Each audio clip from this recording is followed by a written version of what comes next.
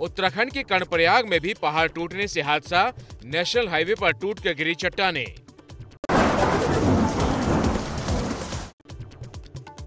पहाड़ से लेकर मैदान तक बारिश से हाहाकार जारी है। 3 दिन से जोधपुर में हर ओर पानी भरा है, बिजली भी गुल है। जम्मू कश्मीर में भी आफत आई है। यूपी समेत 10 से ज्यादा राज्यों में आज से भारी बारिश का अलर्ट जारी किया गया है। जम्मू के कठुआ में भारी बारिश से पठानकोट नेशनल हाईवे पर जल भराव हो गया। पानी भरने से कई गाड़ियां डूब गईं। पुलिस ने खासी मशक्कत के बाद लोगों को बचाया। जम्मू में बाढ़ के बीच फंस गए स्कूली बच्चे और टीचर। उदयवाला से आई तस्वीरें। यहाँ पानी लगातार बढ़ा तो डूबे रास्तों से बच्चों को किसी तरह रेस्क्यू किया गया। पानी में देखिए यहाँ कार कितनी डूबी हुई है। यूपी के प्रयागराज में आकाशीय बिजली का कहर जारी। एक और युवक की मौत हुई। प्रयागराज में 3 दिन में आसमान से बिजली गिरने में 12 से ज्यादा लोगों की मौत हो चुकी है। पश्चिम बंगाल के शिक्षक भर्ती घोटाले में पूर्व मंत्री पार्थ चटर्जी की करीबी अर्पिता मुखर्जी के दूसरे घर से करीब 28 करोड़ रुपए का कैश मिला। नोटों की गड्डियां टॉयलेट में भी छिपा कर रखी गई थी। कल शाम से अर्पिता के ठिकानों पर नई छापेमारी हुई थी। प्रवर्तन निदेशालय की टीम ने कल छापे मारकर अर्पिता के घर से 5 किलो से ज्यादा सोना भी बरामद किया। सोना गहनों में, घड़ी में, बिस्किट में और ईंटों के शक्ल में रखा गया था। पार्थ चटर्जी की करीबी अर्पिता के पिछले घर से 21 करोड़ से ज्यादा का कैश मिला था। अब 29 करोड़ कैश मिला है। अब कुल 50 करोड़ से ज्यादा कैश हो गया है और सोना भी भारी मात्रा में मिला।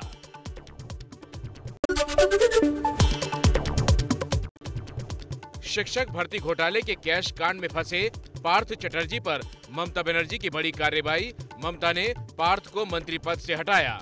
कहा, मेरी पार्टी में भ्रष्टाचार बर्दाश्त नहीं। पार्थ चटर्जी के कैश कांड के बहाने बीजेपी ने ममता पर साधे हैं निशाने। कोलकाता में प्रदर्शन किया। बीजेपी बोली, जो लोग माँ माटी मानुष का नारा देते थे, आज वे सिर्फ एक ही आवाज निकाल रहे हैं, मनी मनी मनी।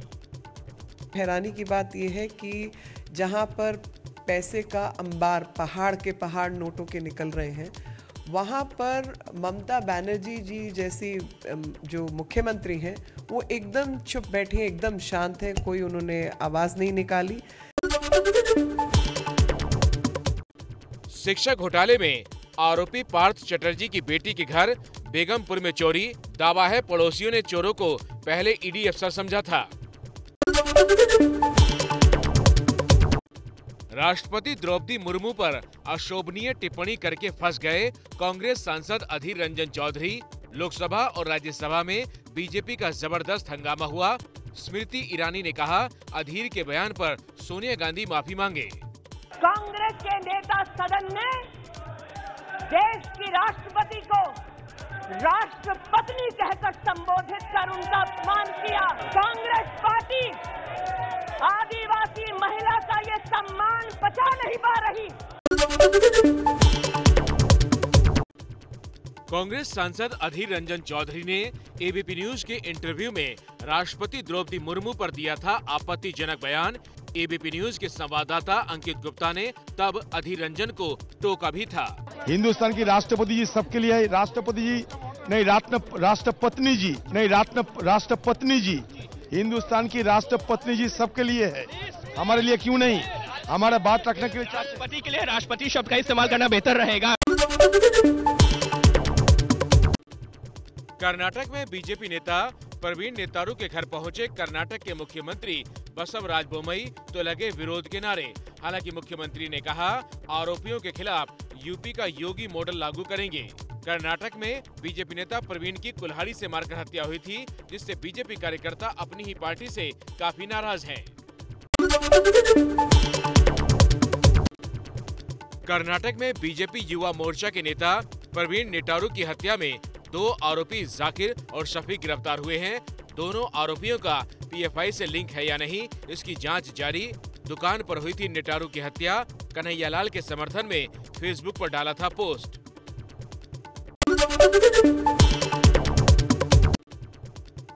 आज से 2 दिन के गुजरात दौरे पर हैं पीएम मोदी। साबरकांठा में डेयरी प्रोजेक्ट का शिलान्यास किया। चेन्नई में 44वें अंतर्राष्ट्रीय शतरंज ओलंपियाड का उद्घाटन।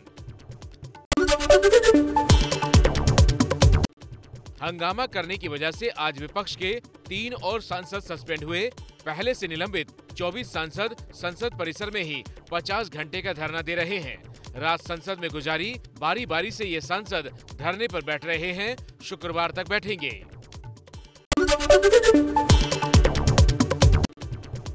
शिवसेना के 12 बागी सांसदों को अयोग्य ठहराने की मांग। संजय राउत ने लोकसभा अध्यक्ष ओम बिरला को सौंपी चिट्ठी। शिवसेना के 12 सांसद एकनाथ शिंदे गुट में हो चुके हैं शामिल। छत्तीसगढ़ के मुख्यमंत्री भूपेश बघेल हरेली त्योहार में शामिल हुए। पारंपरिक तरीके से खेल भी खेला। छत्तीसगढ़ में आज से गोमूत्र खरीदी शुरू होगी।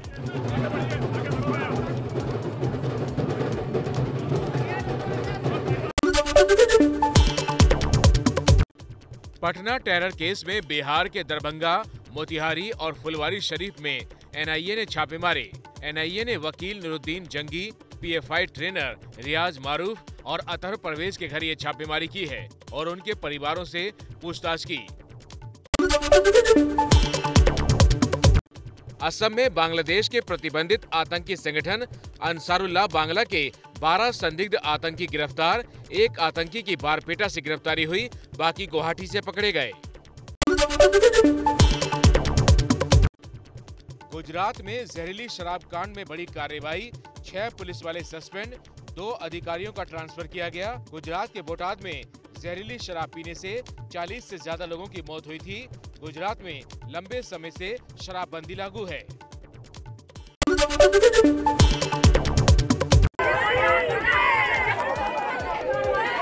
राजस्थान के हनुमानगढ़ में गाय को मारने पर विवाद बढ़ रहा है। प्रदर्शन के बाद गांधीबाड़ी में कर्फ्यू लगाना पड़ा। 45 लोग हिरासत में लिए गए। 11 जुलाई को ईद के दिन हुई थी गोकशी।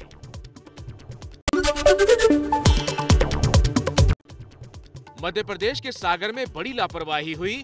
कोरोना वैक्सीन के लिए एक अकेले नर्सिंग स्टाफ को भेजा गया और उसने एक ही सुई से 40 से ज्यादा बच्चों को वैक्सीन लगा दी। एफआईआर दर्ज हो गई है। एक सुई से बीमारी के फैलने का खतरा रहता है। मध्य प्रदेश के होशंगाबाद में गंदा पानी पीने से 3 लोगों की मौत, 15 से ज्यादा घायल। पीने के पानी की पाइपलाइन कई जगह से टूट गई थी, जिसकी वजह से गंदा पानी गांव में पहुंच गया। लखनऊ में गोमती रिवर फ्रंट पर बने बुद्ध विहार पार्क में हाथी की मूर्ति चोरी। फाउंटेन के पास लगी थी ये मूर्ति। मध्य प्रदेश में छात्र निशांक मौत के केस पर जांच कर रही एसआईटी के प्रमुख अमृत मीना ने कहा, मामला हत्या का नहीं, सुसाइड का ही लगता है। पुलिस के मुताबिक निशंक ने चीनी कंपनी से लोन भी लिया था। हालांकि पुलिस ने ये भी कहा, पूरी जांच के बाद ही सब कुछ साफ होगा। अभी तक जो जांच हुई है उसमें होमिसाइडल होने के कोई साक्ष्य प्राप्त नहीं हो रहे हैं। तथापि अभी हम जांच के किसी निष्कर्ष पर नहीं पहुंचे हैं। यूपी के संभल में एक मदरसे में 6 साल की बच्ची से रेप का आरोप लगा। मदरसे के मौलवी पर परिवार ने ये आरोप लगाया है। आरोपी मौलवी को पकड़ लिया गया है। यूपी में बाल अधिकार संरक्षण आयोग के निर्देश। स्कूल समय के दौरान छात्र अगर स्कूल की ड्रेस में पार्क, मॉल और रेस्टोरेंट में दिखें तो उन्हें घुसने से रोकें और स्कूल लौटने को कहें। गुजरात के बाद तमिलनाडु के चेन्नई पहुंचे पीएम मोदी। 44वें चेस ओलंपियाड की शुरुआत की। तमिलनाडु के मुख्यमंत्री स्टालिन मौजूद रहे। चेन्नई में जारी चेस ओलंपियाड पर पाकिस्तान का नया पैंतरा। कश्मीर में अत्याचार का झूठा दावा कर ओलंपियाड में हिस्सेदारी से पीछे हट गया। भारतीय विदेश मंत्रालय ने पाकिस्तान को दिखाया आईना। देश के 17 बैंकों को 34,500 करोड़ का चूना लगाने वाले केस में सीबीआई ने 12 करोड़ की संपत्ति बरामद की। इसमें महंगी पेंटिंग्स, हीरे, गहने और घड़ियां जब्त की गई हैं।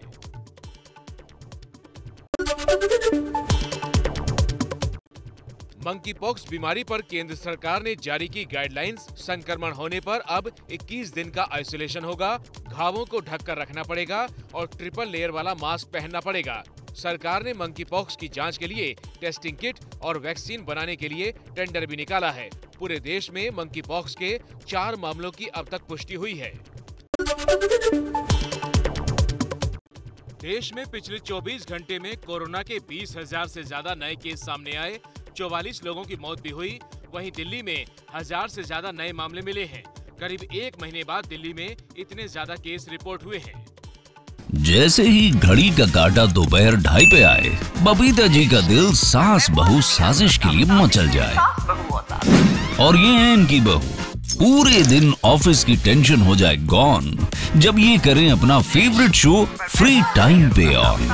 इनकी तरह आप भी देखें अपना फेवरेट शो अपने टाइम पर और डाउनलोड कीजिए एबीपी लाइव ऐप अपने स्मार्ट टीवी पर।